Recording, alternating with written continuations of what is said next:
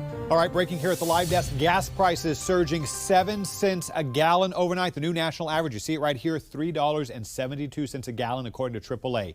We have jumped 18 cents in just 1 week, 31 cents in the last month, and likely to go higher with U.S. benchmark crude up another 3% overnight to $113 a barrel. Just check that backstage. The western U.S. has it the worst. We have officially hit $5 a gallon as of this morning in major cities like L.A. and San Francisco, 501 and 506 respectively. The state's average right now, $4.94. That is a new record.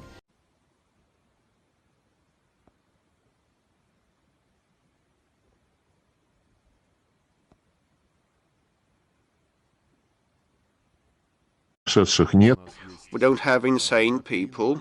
We have our military doctrine that describes the parameters and the conditions for applying nuclear weapons. It contains no escalation for de-escalation point. But you know, the talks about the nuclear war are rife now. And please, I would ask you to be attentive and to look at the statements made and the characters that made those statements. First, Mr. Stoltenberg, being erratic and hectic in his propaganda, indulging in propaganda and wishing to have a liking from the most radical Western forces, said that NATO may do whatever it like, even if it decides to place and station nuclear weapons on Eastern European territories. But you know, first of all, NATO may not decide where to place and deploy the nuclear weapons. It's the US that has it, not NATO. But the hint was indicative. Afterwards, Mr. Zelensky started saying and stating that we will abandon and jettison the non-nuclear obligations and status and acquire the nuclear arms. And don't forget what Jean-Yves Le Drian, the French foreign minister,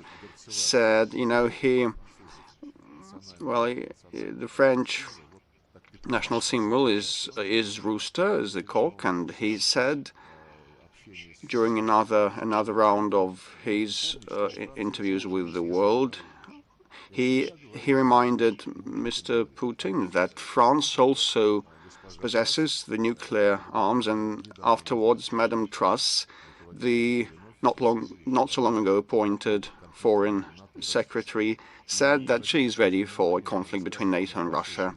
And mind your president's statements, Mr. Biden's statements, when responding to a question whether there has been any alternative to the sanctions from hell, so-called, he said that the only alternative is the Third World War, and it only can be a nuclear war.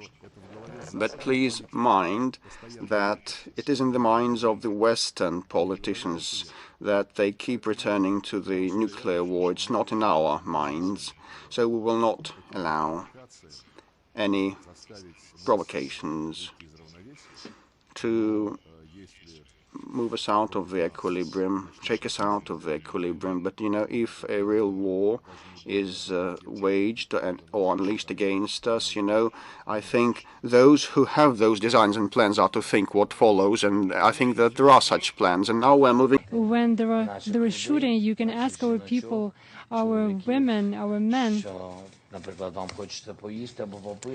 You can ask them if you want to eat, to drink.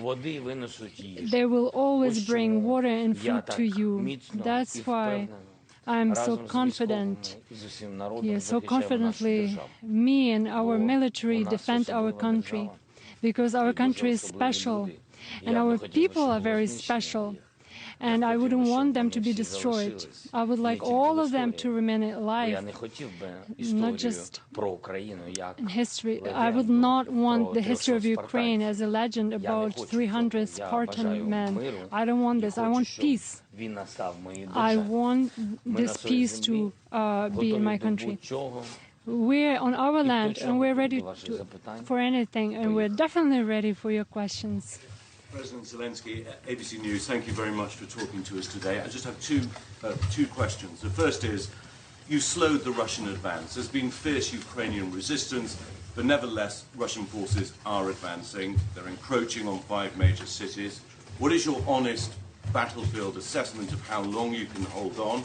And secondly, what are your red lines in terms of these negotiations? What is acceptable for you? Is it demilitarization? Is it recognition of the DPR, the LNR in the east, Crimea? What are your red lines? So many questions. Sorry. And you need I'm sorry, only I know one. your voice is fading. Thank you.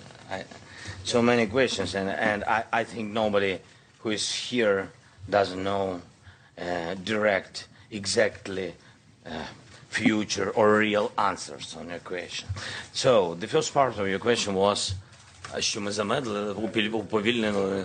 What did we slow down the Уповільнила. advance? Ефективний спротив все ж таки російська просувається, хоча повільно і просувається. Яка ваша особиста оцінка стану справ на полі бою, як довго Україна ще може триматися?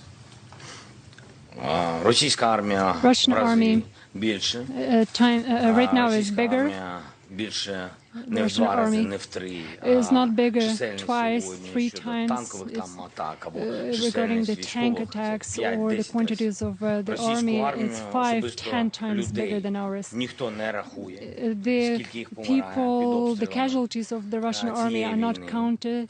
А ви знаєте, що вони з собою привезли? You know that they brought with Крематорій. themselves the crematorium. Так, вони просто з собою привезли Yeah, крематорій. that's what they Тобто did. вони Putin may circle Kyiv with tanks, but he'll never gain the hearts and souls of the Iranian people.